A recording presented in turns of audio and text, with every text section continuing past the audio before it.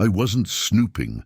I was setting the thermostat to 66 when I heard my daughter-in-law whisper, "List the house as soon as he's in assisted living."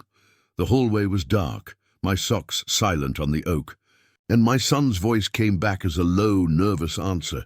"Jenna, we can't do it without him signing." She breathed a little laugh. "We don't need him to understand. We just need him tired." Before we continue, please subscribe to the channel and tell us where you're listening from. I froze with my hand on the brass dial, and the old furnace exhaled like it was listening too. It was 10:42 p.m., Friday, August 30th, 2024, Cleveland, Ohio, late summer heat still clinging to the windows. In the guest room, the one my wife painted butter yellow back in '02, Jenna's real estate rhythm clicked into place. Comps, a quiet list after Labor Day, a tour on Tuesday while I was visiting Nora. Then my son, my boy I taught to hold a flashlight steady while I wired ceiling fans, muttered, "The LLC owes 18.4. One clean sale, we're clear, one clean sale. My house." I stepped back into my room and shut the door without a sound. The lemon oil smell on the dresser put me face to face with my wife again. I slid open the bottom drawer and lifted her will from the manila envelope, probated in 2022, her blue ink signature strong as a bridge. I laid it flat and breathed until my hands stopped shaking. Then I pulled my little spiral notebook from the nightstand, wrote the date, the time, and their exact words, down to the word quiet. From the kitchen, an oven timer dinged, one soft note from the roast they'd reheated before bed. Funny how a sound can be a verdict. I padded down the back stairs, opened the side door, and reached up under the porch light, where the spare key had lived since the Clinton administration. Cold metal kissed my fingers. I slid it into my pocket and felt my heart slow down. Tomorrow, I told myself. Not tonight. Tomorrow I will act like a man who learned to run wire without cutting the power. You don't yank, you plan. They left at 9:18 the next morning. Jenna waved from the passenger seat like any cheerful daughter-in-law. I waved back and watched their taillights. Then I opened the Ring camera app. Last Saturday, 2:03 p.m. There she was, neat ponytail and realtor's tote, letting herself in with the spare. I saved the clip and copied it to a little USB I kept in an Altoids tin. A receipt sat on the counter from the electric bill, 122 festejtags, paid early on August 26th, the way my wife used to do things, so the month doesn't sneak up on us. I slid that receipt into my notebook and underlined the date. Every receipt is a pension if you keep it. At 11 a.m., I called attorney Edwin Price on Lorraine Avenue, the man who had handled my wife's estate 2 years ago. "Edwin, it's Tom Keane," I said. "I need to review my deed, talk about capacity, and put some boundaries in writing, quietly." He gave me Tuesday at 11. After lunch, I drove to First Buck Bank and shook hands with Tasha, the supervisor who'd helped me set up my pension deposit years back. "Tasha," I said, "let's talk about alerts for withdrawals over 500. I want a flag on anything that looks like a gust of wind." Back home, I changed the front deadbolt, took a photo of the new lock on my flip phone, and taped the old key to a piece of paper labeled "Retired." That night I hit record and spoke into my voice memo. "I, Thomas Keane, am competent and aware. I do not consent to any listing or transfer of my home." My breath sounded older than I felt. I said it again, clearer. Then I placed my wife's will back in the drawer, set my union pin from 79 on the dresser like a badge, and looked around the room I built a life in. Betrayal had knocked. It wasn't getting the house. Sunday morning crept in quiet and grey, the kind of Cleveland morning where even the birds sound unsure. The church bells from St. Stephen's rang 9 times, slow and steady, as I sat at my kitchen table staring at a mug of cold coffee. Beside it lay that same electric bill, 122.14, my wife's handwriting still programmed into the auto-pay. It hit me then, like a slow bruise. She'd been gone 2 years, yet her routine still kept the lights on. I'd been proud of that until last night. I told myself I'd imagined it. Maybe Jenna meant another house. Maybe Mark just needed help. But then I remembered his tone, flat, tired, guilty. And her answer, "We just need him tired." Those words gnawed at me like mice in the walls. I couldn't shake them. By noon, I'd walked 3 blocks to Nora's porch. Nora's been my neighbor since Reagan was in office. Retired nurse, soft-spoken, never misses a detail. She opened the door before I could knock. "You look pale," she said. I told her about the conversation I'd overheard, word for word. She didn't flinch. She ladled beef stew into a bowl and slid it across the table. "You eat," she said, "then you sleep on it. Don't make any move until your head's clear." I tried. That night the house creaked like it knew my thoughts. The refrigerator hummed too loud, the pipes sighed under the sink. I walked the hall, checking locks, staring at old photographs. The one of Mark at 12 holding a fishing rod, my wife's arm around him, both smiling like the world was unbreakable. My chest felt heavy, the kind of heaviness you can't fix with aspirin. At 2:11 a.m., I switched on the small lamp and opened the voice memo app on my flip phone. My hand trembled a little as I spoke. "This is Thomas Keane. I am of sound mind, aware of my affairs. I live independently at 1943 Archwood Avenue." I paused. The silence that followed wasn't empty, it was proof. Proof I still had a voice. I recorded the same line again, steadier. Then I placed the phone on my nightstand and lay back down. Staring at the ceiling fan, I installed myself 20 years ago. Each slow rotation felt like time folding in on itself. The next morning, Labor Day, I drove past the lake, the sun just starting to rise over the water. Cleveland's sky always looked hopeful at that hour, even when it lied. I stopped by the pier where my wife and I used to buy donuts after church. I bought one, powdered sugar and all, and sat in the car eating in silence. Across the dashboard lay her rosary, still looped from the rearview mirror. I ran the beads through my fingers and whispered, "I'm not done yet." When I got home, I checked my calendar and realized Tuesday, September 3rd, was the day Jenna had said she'd schedule the tour. That meant Monday night I had to act. I spent the rest of the day gathering papers, the deed from 1999, my pension slips, utility receipts, my wife's will. I placed everything in a blue binder labeled Home and Dignity. By evening, I texted Mark, "Sure, I'll visit Nora Tuesday morning. 10 to 1. She's making stew." He replied with a thumbs up and a red heart. 2 emojis. That was it. No love you, Dad, no see you later, just cartoon symbols. Funny how digital kindness can feel colder than silence. I wanted to call him, to ask why, but I didn't. If I confronted him now, they'd know I was awake, and I needed them to keep believing I was the old man who forgets where he left his glasses. At 9 a.m. that night, I opened the top drawer of my desk and found my union pin from 1979, the one my foreman gave me after I fixed a junction box in a thunderstorm. The metal was dull, but the edges still sharp. I pinned it to my flannel pocket and felt something click back into place inside me. That's when I made a promise. I wasn't going to rage or beg or curse. I was going to build. Wire by wire, day by day, the same way I'd built every job that ever mattered. Tuesday at 11, I had an appointment with Attorney Price. I closed my eyes, breathed steady, and whispered, "Let's see what happens when they try to list a house that isn't for sale." Tuesday morning, September 3rd, the kind of crisp Cleveland air that carries both endings and beginnings. I left the house at 10:05 sharp, told Nora I'd drop by after lunch. She gave me that nurse's look, the one that sees through everything, and said, "Keep notes, Tom, always keep notes." I smiled and patted my shirt pocket. The little spiral notebook was already half full. At 10:22, my old friend Paul pulled into my driveway. He's a retired union buddy, now a licensed private investigator, gray beard, coffee breath, eyes like radar. We'd worked the same job sites in the 90s, both learned that silence can be louder than shouting. "You sure about this, Tom?" he asked as I handed him my spare ring camera battery. "I'm sure," I said. "They think I'm at Nora's." He nodded once. "Then let's make sure the house keeps its eyes open."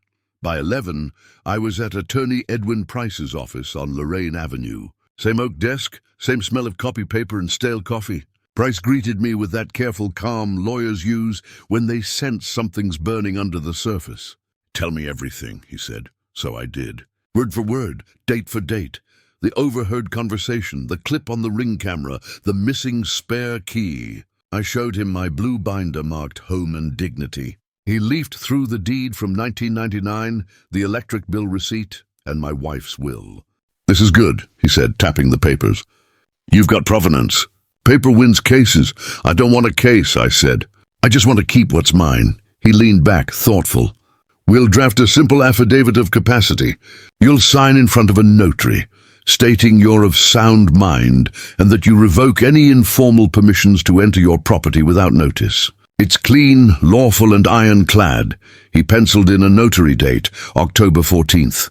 "That gives you time to gather corroboration. The more you have, the quieter this ends. Next stop, First Buck Bank." The familiar smell of floor polish and printer ink met me at the door. Tasha, the branch supervisor, recognized me instantly. "Mr. Keane, still keeping us organized, I see." "Trying to," I said. In her office, I explained what I needed. Transaction alerts for any withdrawal over $500 and no third-party access, no exceptions. She typed fast, nodded. "Done. And you'll get a text anytime there's a request over that limit. Also, let me set a note on your account. No changes without you physically present." I exhaled. That's the kind of peace I can sleep with. Before leaving, I opened a secondary savings sub-account, $5,000 even transferred from the main one.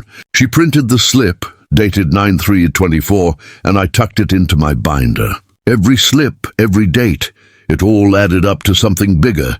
Control. On the way home, I stopped by the hardware store. Bought a $39 digital recorder and a pack of AA batteries. The cashier, a kid with tattoos and earbuds, asked, "You recording a podcast or something?"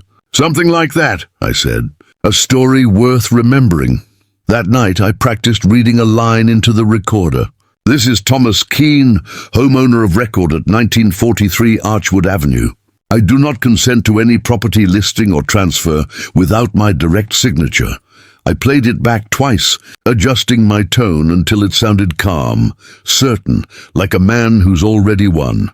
At 8:00 p.m., I crossed the street to Nora's porch. She poured tea, the autumn smell of wet leaves drifting between us. "You tell Price everything?" she asked. "Everything. We're tightening the bolts," she smiled. "You always were good with bolts. So what's next?" "Thanksgiving," I said. Her brow lifted. "That's a ways off." "Exactly. Enough time to let them hang their own rope." "I want to host dinner this year. Make it special." She studied me. "Special how?" "With gratitude cards," I said, smiling. "Everyone reads one out loud before we eat." The next morning I went online and ordered engraved place cards, delivery due October 10th. I also found a maple box with a hidden latch. Bought it without hesitation. It wasn't a weapon. It was a stage prop. By the time I went to bed, everything had a purpose. The receipts, the bank alerts, the voice recordings, even the dinner plan. Revenge, I realized, isn't rage. It's patience on paper. Tomorrow, I'd start collecting proof one piece at a time. Quietly, gently. The way you test a live wire before it sparks. The week after Labor Day felt like an apprenticeship in stealth. Every morning I brewed my coffee at 6, logged each detail in my notebook, time, temperature, mail received, who passed by the porch. My handwriting looked steadier than I felt. On September 10th, I started building the trail. At First Buck Bank, Tasha printed a list of all my withdrawals from March to August, none over $200. "That'll help you prove consistency," she said. I slipped the paper into my blue binder under the tab marked Finances. "Every receipt is a nail in the wall," I told her. She smiled. "Then you're building a fortress." That evening, I met Paul at the diner on Denison Avenue. He slid into the booth with his old leather notebook and a phone full of doorbell clips. "You were right," he said. "She tried the spare on your front door last Thursday, 6:48 p.m. Didn't fit. Stood there a good 30 seconds jiggling. I felt something between relief and sorrow." "That's proof." "Yep, want a still image?" "Print it." He emailed it to me that night, and I printed 2 copies at the library, the date and time clear in the top corner. I paid Paul $600 cash and wrote private verification, Sept. 12, $600 on a receipt I signed myself. Folded it once and filed it. By September 14th, I'd replaced the garage keypad code. I photographed the sticker on the back of the unit, serial number and all. That photo went straight to my ledger with the caption, "Security refreshed." I wasn't paranoid. I was documented. The next day, I attended a seniors' rights workshop at the West Park Library. A volunteer attorney named Linda talked about implied consent, how if you give someone a key or recurring permission, they can argue access. "Revoke it in writing," she said, "and witness the letter." Her words hit like a hammer finding its nail. That night I typed a single paragraph. As of September 16th, 2024, I, Thomas Keane, withdraw all implied consent for any person to enter or make use of my residence at 1943 Archwood Avenue without my explicit invitation. I printed 2 copies and left them on the counter. The next morning, Nora came by with banana bread. I asked her to witness my signature. "You're building quite the record, Tom. Paper's patient," I said. "People aren't." She signed beneath mine. At 7:05 a.m. on September 17th, I slipped one letter under Mark's windshield wiper. He worked downtown, usually left at 8. I texted him, "Letter on your car, important." At 8:31 he replied, "Got it." By lunchtime he called. "Dad, what's this about withdrawing consent? We're just trying to help you." "Then help by respecting my space," I said, steady but calm. "No more drop-ins." He hesitated. "Jenna's feelings are hurt. I'm sure they'll recover faster than my property will if it's sold out from under me." I hung up before anger could undo my plan. That evening, as I washed dishes, I caught my reflection in the window, older. Yes, but not weak. My wife used to say, "The man who can fix wiring can fix anything." I hope she was right. Later that night, a text came through from Jenna. "We're just thinking about your future. Don't make this harder than it has to be." I stared at the screen until the glow dimmed. Then I opened the voice recorder, pressed record and said softly, "Tonight, September 17th, she wants my future, not my permission." On September 18th, Paul dropped off the printed neighbor footage.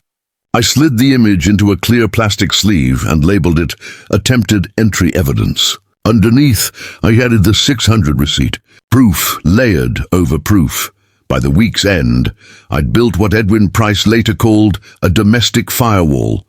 New locks, verified documents, digital alerts, and a witness to every signature. I wasn't just protecting a house, I was reclaiming the quiet authority they'd mistaken for weakness. That Saturday, I sat with Nora on her porch again. The September air had cooled, the sky a bruised blue. "You look lighter," she said. "Paper does that," I told her. "It carries the weight for you." I looked across the street at my home, porch light glowing against the dusk. It didn't look vulnerable anymore. It looked watchful. I took a sip of her tea and said, "Next step, let them think I'm still asleep."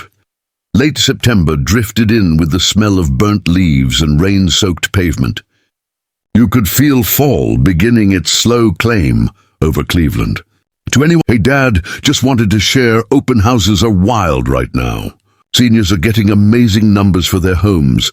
I stared at it for a long while. The nerve of calling me Dad right before pitching a sale. I snapped a photo of the message and printed it at the library. Then I replied with a picture of my lemon tree on the kitchen sill and a line that said, "My number is coffee at 7. No response. A few days later, October 2nd, Mark dropped by unannounced, holding takeout bags from Angelo's Pizza. "Brought dinner," he said, all cheer. I motioned him inside, careful to hit the record button on my small digital recorder before setting it under the mail pile. He laid out the boxes, then reached into his jacket pocket. "Thought we could go over some options." He slid a glossy pamphlet across the table, Senior Living Comparison Guide. Assisted communities with care. One of the listings had a yellow highlighter circle. $3,950 first floor suite. Complimentary wellness check-ins. I didn't touch the paper. "You think I need to move out of my house, Mark?" He exhaled, not meeting my eyes. "It's just, Dad, you've been alone since Mom passed. You deserve help, stability. Jenna and I we want what's best." I leaned back, feeling the weight of the recorder in my pocket. "You mean what's left?" He frowned. "Come on, it's not like that. Then what's it like? He hesitated. Things are tight with the business, and Jenna, she just thinks if we list now before winter. I cut him off. Mark, I do not consent to any listing discussion or move. Do you understand me? He rubbed his temple. It's just an idea.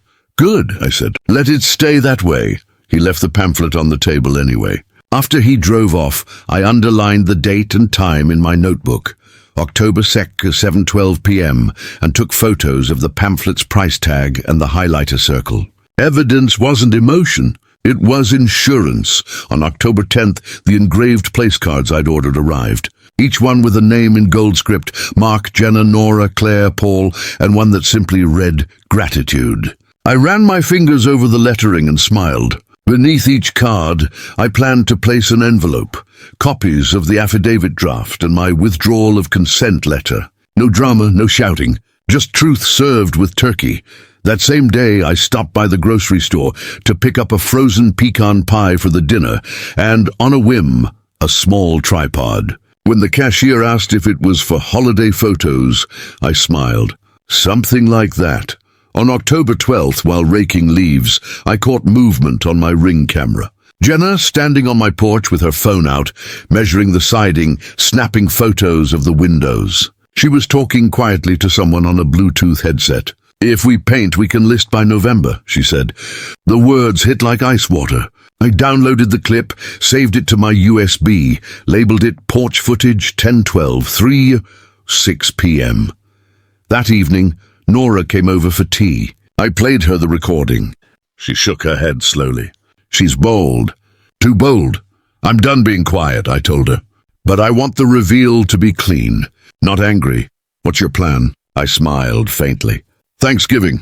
1 table, all of them there. She looked at me over the rim of her mug. You're setting the stage. Exactly, I said. Every detail counts. The cards, the pie, even the turkey timer. Before bed, I placed all my gathered evidence into a neat folder. Printed texts, photos, letters, receipts, the USB drive. I labeled it Thanksgiving Ledger. Standing in the doorway, I looked at the house glowing softly under the porch light. This wasn't just wood and plaster. It was 40 years of sweat and love. They thought they were planning a sale. But what I was building was a reckoning. Act 6, set-piece twist, 700 words. October 14th, a Monday that smelled like cold air and copy paper. I sat across from attorney Edwin Price as the notary watched me sign my capacity affidavit. My pen barely scratched the paper, but the sound felt loud in the quiet office. I, Thomas Keane of sound mind, do not consent to any transfer or sale of my home. Price stamped it, slid it across the desk. Congratulations, he said. You just built a wall they can't climb, but I wasn't done building. As we reviewed my folder, he added a new suggestion. If they keep pressing, give someone else temporary authority, someone you trust. Like who? I asked. He looked over his glasses. Your neighbor Nora. A limited power of attorney that activates only if you're declared incapacitated. It makes everything cleaner. We drafted it right there. I initialed every line and took a photo of the final signature with that day's plain dealer in frame. I wasn't just recording proof. I was time-stamping my sanity. When I left the office, the wind had turned colder, the kind that carried whispers of snow. I stopped by the hardware store for new light bulbs and picked up a roll of gold ribbon, something my wife would have used for holidays. It wasn't decoration this time. It was symbolism. The ribbon would tie the envelopes I planned to place under each Thanksgiving plate. That night I called Mark. Hey son, I said, cheerful as ever. What would you think about hosting Thanksgiving here this year? One last big dinner before winter. I'll let Jenna handle the table setup. She's good at that kind of thing. He hesitated. You sure? That's a lot of work. I could use the company, I said. And she loves staging, doesn't she? He chuckled nervously. Yeah, okay, Dad, she'll be thrilled. They came by 2 days later. Jenna walked through the living room like a realtor on a job, eyes scanning every corner. If we just moved the sofa, she murmured, this would open the space. I smiled and handed her an envelope with 2 crisp $100 bills inside. Here's for decorations, I said. Keep the receipt. She blinked. "Oh, you want me to give you a receipt?" "Of course. Receipts are my pension." She laughed, thinking it was a joke. It wasn't. That weekend she returned with grocery bags and swatches for napkins, already dreaming aloud about holiday themes. I pretended not to notice her snapping a few extra photos of the kitchen. My Ring camera noticed everything. In the evenings, I practiced my gratitude line into the recorder. "I'm thankful for a home built with sweat." Not shortcuts. I repeated it until I could say it calm, steady, proud. By the third week of October, the air outside turned crisp and sharp. I raked the yard, replaced the porch light, and quietly tested the maple box I'd bought online. A handsome piece with a hidden latch at the bottom. Inside, I stored copies of my affidavit, the porch footage, and Jenna's text about amazing numbers. I tested the latch with my foot as I sat at the table. It opened perfectly. Smooth and silent, Nora stopped by with soup. "How's your play coming?" she asked with a smirk. "Almost ready for opening night," I said. "Tickets are by invitation only. You sure you can hold it together when it happens?" I smiled. "That's the easy part. They think I'm still the tired old man they can talk over." She squeezed my shoulder. "Then make sure you record the applause." The next day, I bought a small flash drive disguised as a holiday ornament. I uploaded everything: recordings, receipts, bank slips, affidavits, footage. Labeled it Family Dinner. By Halloween, the house smelled of cinnamon and oak polish. Every piece of evidence had a place. The Ring camera faced the front. The maple box sat under my chair. The envelopes were sealed. The tripod waited. All that was left was patience and the right cue. In the quiet of that evening, I lit one candle, looked around my house, and whispered, "You'll see, honey. They'll know whose home this really is." Thanksgiving was coming. And so was the truth. Thanksgiving Day, November 28, 2024. The house smelled like sage, butter, and roasted turkey, the kind of smell that could almost trick a man into thinking everything was fine. But under the warmth was steel. Every fork, every envelope, every minute had a purpose. By 3:30, the table was set. The maple box rested under my chair, its hidden latch waiting beneath my right foot. The small tripod in the corner blinked red, disguised by a vase of dried flowers. The engraved cards gleamed in gold script: Mark, Jenna, Nora, Claire, Paul, and gratitude. When the doorbell rang, I opened it to find my son carrying a bottle of wine and a strained smile. Jenna followed, glowing in her holiday red dress, the kind that said perfect family photo. Nora and Claire arrived next, arms full of pies. Attorney Price, introduced as Ed from work, showed up last, right on time, dessert box in hand. We started simple. Small talk. Weather, football, traffic. Jenna kept admiring her own table settings, mentioning how light staging can really raise a home's perceived value. Nora raised an eyebrow at me across the table. I gave the smallest nod. By 4:10, the oven timer dinged. That was my cue. I stood and clinked my glass. "Before we eat, I thought we'd do something different this year. A gratitude circle. Everyone say one thing they're thankful for. Start with you, Jenna." She smiled too wide, fingers brushing Mark's arm. "I'm thankful for new beginnings," she said, her eyes darting briefly toward the bay window, as if picturing a for sale sign outside it. I pressed the latch with my foot. The maple box opened with a soft click. I reached down and lifted out 2 envelopes tied in gold ribbon. "Beautiful words," I said. "Mine's simple. I'm grateful for clarity." Mark chuckled awkwardly. "Clarity?" "Yep." I opened the first envelope and unfolded the notarized affidavit. The air in the room shifted, the warmth thinning.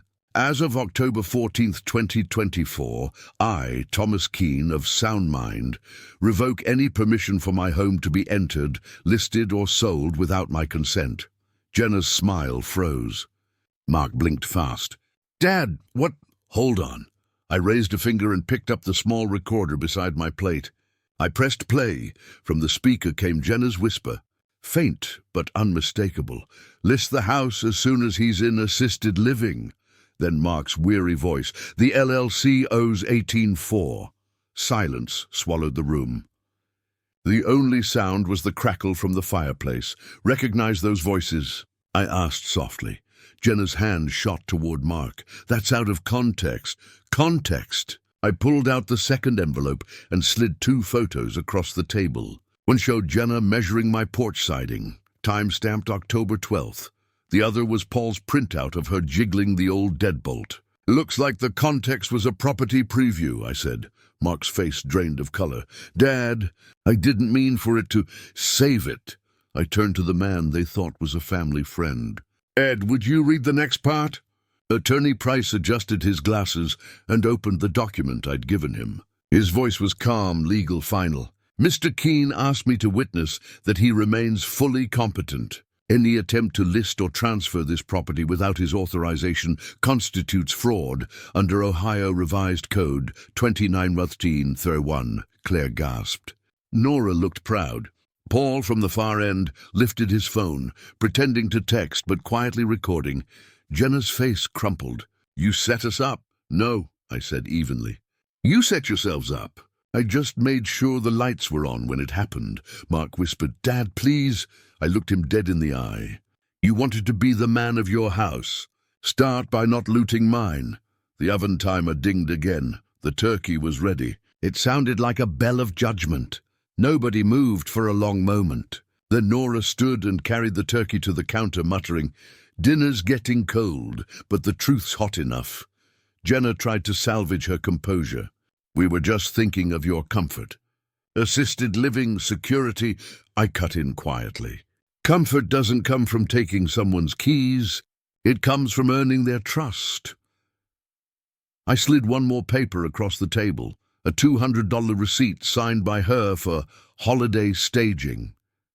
Even your staging's got a paper trail. Her mouth opened, but no sound came. Mark just looked at the floor.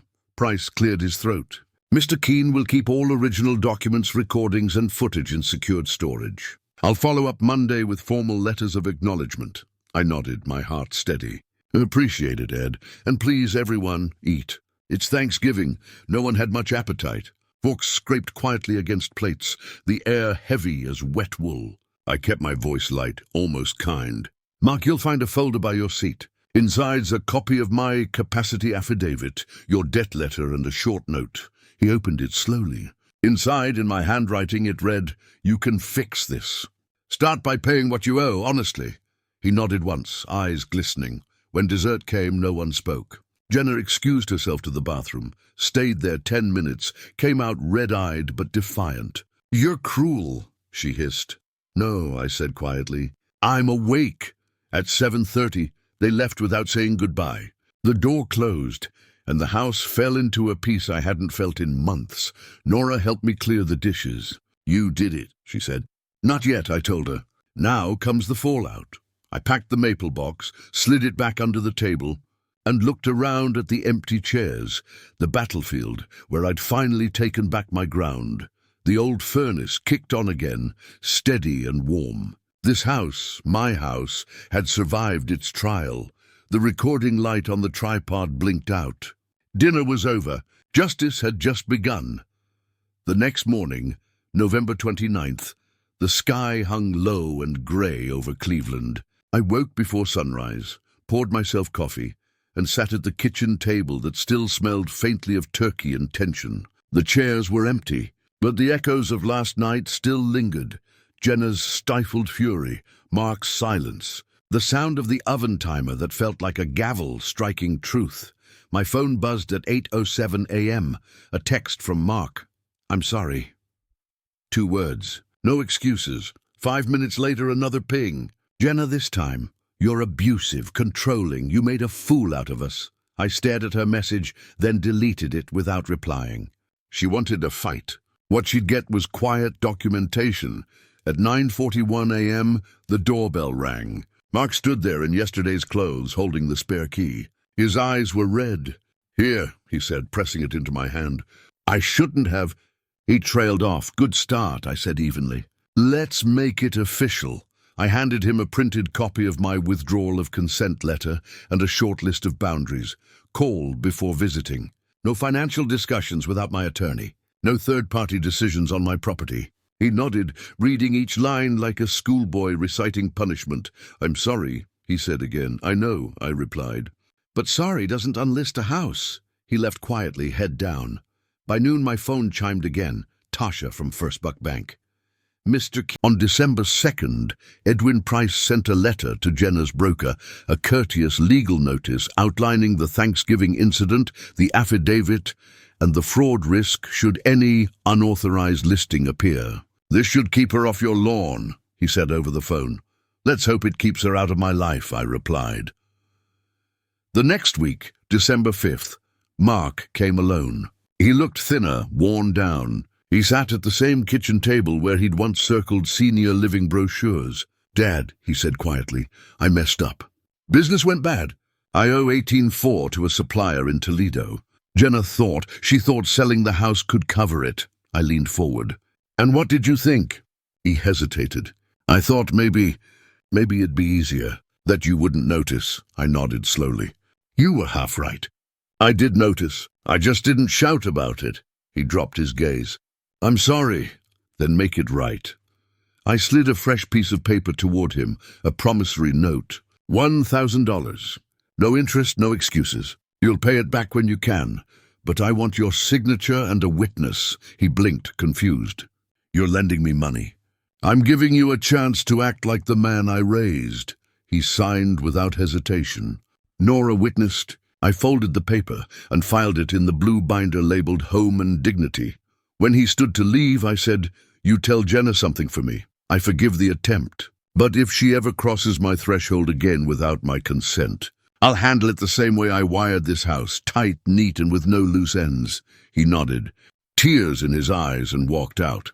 That night, I poured a small glass of bourbon and sat by the window watching snow begin to fall, soft and slow. For the first time in months, the house felt light, like it could breathe again. Revenge didn't feel like fire or rage. It felt like peace. Quiet, earned peace.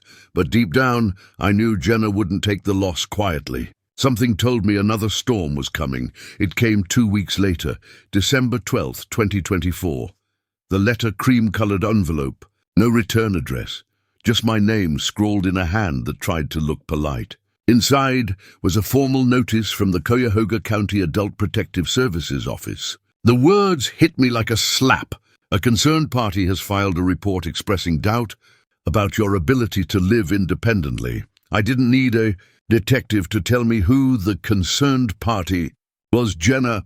Her revenge wasn't a sale this time, it was an accusation. If she couldn't take my house, she'd try to take my competence. I called Nora right away. She's doubling down, I said. Then you double document, Nora replied. You've got truth on paper, use it. Within an hour, Attorney Price had the letter scanned, time-stamped, and cross-referenced with my affidavit of capacity. She's overplayed her hand, he said. We'll request a neutral wellness check, voluntary. We'll let the record speak. On December 15th, Officer Morales came by, a soft-spoken man in his 40s, polite, professional. He looked around the house, swept floors, labeled medications, dinner simmering on the stove, receipts stacked neatly in binders. Mr. Keane, he said, flipping through his clipboard, you seem more organized than most people half your age. I chuckled. I wired buildings for 40 years, keeping orders how I breathe, he smiled. I'll mark you fully capable, and for what it's worth, your house smells amazing. He left behind a signed report stamped, No concerns. I made 3 copies and slipped them into my blue binder. One for me, one for Price, one for the future. 3 days later, December 18th, Price called. You'll like this, he said, voice almost amused. Jenna's broker reached out. They're terminating her listing privileges until this matter clears. And they're filing an ethics note for misuse of client information. I didn't celebrate. I just exhaled slowly, the way a man does after holding his breath underwater. That afternoon, Paul stopped by with another envelope, a final touch. Inside were screenshots from Jenna's realtor workspace, drafts of listings, porch measurements, even my address blurred out but still recognizable. Her digital fingerprints were everywhere. We didn't need to threaten her. The truth already had teeth. Price filed a cease and desist letter that same evening, calm, firm, airtight. No insult, no drama, just legal precision. 2 days later, Mark came over. He carried a small envelope and an expression I hadn't seen on his face in months. Humility. "It's a payment," he said. 100 toward the loan. "I'll bring more after the new year." I took it and handed him a typed receipt. "Thank you." That's how men settle debts, with paper, not promises. He sat for a while, looking at the Christmas tree I'd put up the night before. The same ornaments his mother used to hang. "She told me once," he said quietly, "that you write everything down because truth forgets nothing." "She was right," I said, "and she'd be disappointed you forgot it." We talked until the streetlights came on. No raised voices, no old wounds, just the sound of honesty finding its way back into the room. When he left, I watched him pause at the porch, look back at the house, and whisper something I couldn't hear. Maybe it was, "I'm sorry." Maybe it was, "I'll fix it." Either way, I'd let him go. That night I opened my notebook and wrote the last entry for the year, December 18th. The house stands. The truth stands. The wolves are quiet. Justice didn't come with handcuffs or headlines. It came with silence, the clean kind that follows the end of a storm. Before bed, I placed the wellness check report beside my wife's will. I whispered to her photo, "You were right, sweetheart. Honesty always wins, even when it limps getting there." Then I turned off the light. Outside, snow began to fall again, soft, relentless, covering everything that used to hurt. Christmas week settled in gentle and slow, as if the city itself needed to breathe.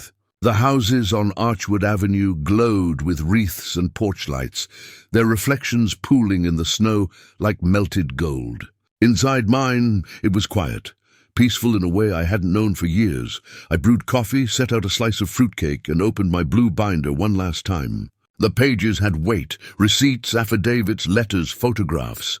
A whole war bound by paper. Each page whispered, "You survived this with grace." December 24th, I polished my wife's wedding band, the one she used to twist around her finger when she was thinking. I placed it back in the little blue dish by the sink. Some habits deserve to live on, Mark called that evening. "Dad, can I come by tomorrow?" "Just me." "Of course," I said. "No lawyers, no drama. Just family." When he arrived on Christmas Day, the world outside was muffled. Her realtor smile beamed up at me from the card, same red dress, same false warmth. And the photo behind her? My porch, my paint color, my house, cropped just close enough to skirt the line. I laughed so hard I nearly spilled my coffee. "You can't make this up," I said aloud to the empty room. I sat down at the table and studied the postcard like a museum piece. She hadn't learned a thing. Or maybe she thought I hadn't either. Either way, she just mailed me the last piece of her own undoing. I opened my blue binder to the section marked Correspondence and slipped the postcard inside a plastic sleeve. Then I added a sticky note in my own handwriting. Received December 29th, 2024. Poetic evidence. But I wasn't done. I scanned the postcard, printed 2 copies, and placed them in a manila envelope with 3 other documents. The cease and desist letter, the wellness check report, and a copy of my affidavit. On the front, I wrote a single line in block letters, "Please update your templates." The next morning, I mailed it to her broker's office downtown. No anger, no threat, just closure wrapped in courtesy. 2 days later, New Year's Eve, Mark showed up again. Snowflakes clung to his jacket. He held out an envelope. "200 in cash," he said quietly, "and a receipt from therapy. First session was last week." I took both, smiled. "That's progress." He looked around the kitchen at the glowing Christmas lights still strung across the window. "Jenna's not doing well," he admitted. "She blames everyone but herself." "I think I need time away. You'll find peace faster alone," I said. "Sometimes distance is the only honest apology," he nodded. "You were right, Dad. You didn't lose us. We lost you when we tried to own what wasn't ours." That line caught me off guard. I didn't reply right away. I just reached for the kettle and poured us both tea. We sat there a while. 2 men watching snow melt off boots. The silence between us finally comfortable. When he left, he hugged me. Something he hadn't done since his mother's funeral. "Thank you," he whispered. After the door closed, I went to my desk, turned on my flip phone, and recorded one final voice memo. You didn't lose me. You gave me away when you tried to put a price on me. And I gave myself back. The red recording light blinked twice, then went still. I walked through the house slowly, room by room. The living room, with its faint smell of lemon oil. The dining table, where the truth had been served like a second course. The maple box, now empty, resting on the top shelf of my closet. I brushed my hand along its edge and smiled. Outside, fireworks began popping faintly over the river. Another year ending, another lesson finished. I poured one last glass of bourbon, sat by the window, and watched the reflections dance on the snow. For months I'd been preparing for a war, only to realize the real victory wasn't in the confrontation. It was in walking away whole. The house hummed softly around me. No more plotting, no more paperwork, just quiet ownership. Before turning in, I slid the binder onto the bookshelf beside my wife's framed photo. "It's over, sweetheart," I whispered. They tried to sell our story, but we kept the deed. Outside, the neighborhood was asleep, the streets clean and silver under moonlight. Somewhere in the distance, a clock struck midnight. The new year had arrived, and so had peace.